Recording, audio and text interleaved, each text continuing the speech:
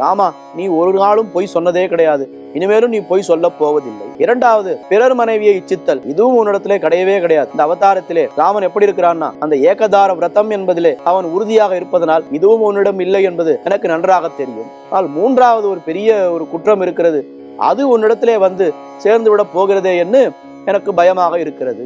பிராட்டி சொல்லக்கூடிய வார்த்தை என்ன? மூன்றாவது குற்றம் என்னால், ஒருத்தரிடத்திலே விரோதத்தன்மை இல்லாமல் அவரிடத்திலே கோபத்தை காட்டவே கூடாது. நமக்கும் ராட்சசர்களுக்கும் என்ன விரோதம்? ரிஷிகளுக்கும் ராட்சசர்களுக்கும் விரோதம். ஆனா நமக்கும் அவளுக்கு நேர விரோதம் இல்லை. அவளாச்சு இவாளாச்சின்னு விடுதலை விட்டுட்டு நான் ராட்சசர்களை கொள்றேன்னு நீ ஏன் போய் பிரதிஜை பண்ணாய் என்று பிராட்டி கேட்கக்கூடிய வார்த்தை. அதுக்கு பல பல விஷயங்களை எல்லாம் எடுத்துரைக்கிறாள் பிராட்டி, பல கதைகளை எல்லாம் சொல்கிறாள். நீங்க காட்டுக்கு வரும்பொழுது ஜடாமுடி தரித்து மர உரி தரித்து வந்தீர்கள், அது காட்டுக்கு வரக்கூடியவர்களுடைய வேஷம். ஆனா கையில வில்லும் அம்பும் கொண்டு வந்தீர்களே, அப்பவே எனக்கு சந்தேகம், காட்டுக்கு வரத்துக்கு வில்லும் அம்பு எதுக்கு தேவை என்று நான் நினைத்து பார்த்தேன். இப்பொழுதுதான் எனக்கு புரிகிறது, யாரையாவது அடிக்கணும் கொல்லணும்ன்றதுக்காகத்தான் நீங்கள் வில்லையாம்பையும் கொண்டு வந்திருக்கிறீர்கள். நான் ஒரு கதை சொல்றேன் கேளு என்று பிராட்டி சொல்றான். முன்னாடி ஒரு பெரிய ரிஷி தபஸ் பண்ணிட்டே இருந்தார். இந்திரனுக்கு அவருடைய தபஸை எப்படியாவது கலைக்கணும்னு ஆசை. இந்திரனுக்கு யார் தபஸ் பண்ணாலும் எங்க நம்ம இடத்துக்கு போட்டியா வந்துட போறாளேன்னு எப்படியாவது கலைக்கணும்னு தான் அவன் பார்ப்பான். அப்படி அவன் என்ன பண்ணான், ஒரு போர் வீரனை போல் வேஷம் பூண்டு வந்து அந்த முனிவரிடத்திலே ஒரு பெரிய வாள் கத்தியை கொடுத்தான். பத்திரமா பாத்துக்கோங்க, கொஞ்சம் போயிட்டு வந்துடுறேன் அப்படின்னு இந்த கத்தியை கொடுத்துட்டு போனோம். அவரும் என்ன பண்ணார், யாரும் நம்ம இடத்துல கொடுத்துட்டு போயிருக்காளேன்னு சொல்லி எங்க போனாலும், குளிக்க போகும்பொழுதோ சாப்பிட போகும்பொழுதோ தன்னுடைய அனுஷ்டானத்தை பண்ண போகும்பொழுது கையில கத்தியோடையே இருந்தார்.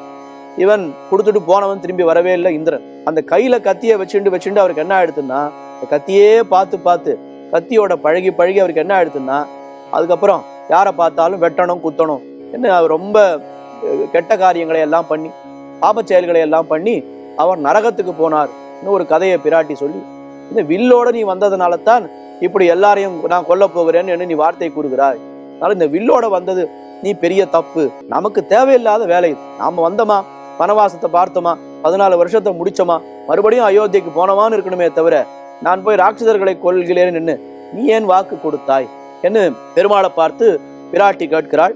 அப்படி கேட்டுட்டு கடைசியில ஒரு வார்த்தை சொல்றாள், இவ்வளோத்தையும் சொல்லிட்டேன், ஆனா நான் சொல்லக்கூடாது. ஸ்ரீ சாப்பலாத்து, இந்த பெண்ணுக்கே உண்டான ஒரு சபலத்தன்மையினாலே இந்த வார்த்தைகளை எல்லாம் நான் உனக்கு சொல்லிவிட்டேன். ஆனால் உனக்கு தர்மத்தை சொல்வதற்கு கஹா சமர்த்தா, உனக்கு தர்மத்தை எடுத்துரைப்பதற்கு யாருக்கு இங்கே அருகதை இருக்கிறது?